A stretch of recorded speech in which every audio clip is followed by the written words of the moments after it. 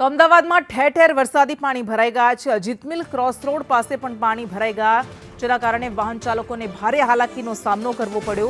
Kankaria yard પાસે પણ વરસાદી પાણી ભરાઈ ગયા છે। તો અમદાવાદનો ભાગ્યે જ કોઈ એવો વિસ્તાર બાકી રહ્યો હશે, ખાસ કરીને પૂર્વ અમદાવાદમાં ઠેર ઠેર પાણી ભરાયેલા છે, અને જેના કારણે લોકો ભારે હાલાકીનો સામનો કરી રહ્યા છે, ત્રાહિમામ પોકારી ગયા છે। અજીત મિલ પાસેનો વિસ્તાર છે કે જ્યાં પાણી ભરાઈ જતા વાહન ચાલકોને હાલાકીનો સામનો કરવો પડ્યો। તો અમદાવાદમાં એક ઝાપટું આવ્યું, 1.5 ઇંચ વરસાદ વરસ્યો અને અમદાવાદને જળતરબોળ કરી નાખ્યું છે।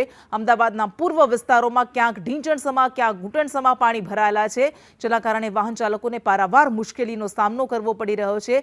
અમદાવાદના પૂર્વી વિસ્તારના મોટા ભાગના વિસ્તારોમાં આવી જ પરિસ્થિતિ જોવા મળી રહી છે। કદાચ વિસ્તારોના નામ બદલાય છે, પરંતુ હાલત બધી જ જગ્યાએ એક સરખી છે, હાલાકીઓ બધી જ જગ્યાએ એક સરખી છે।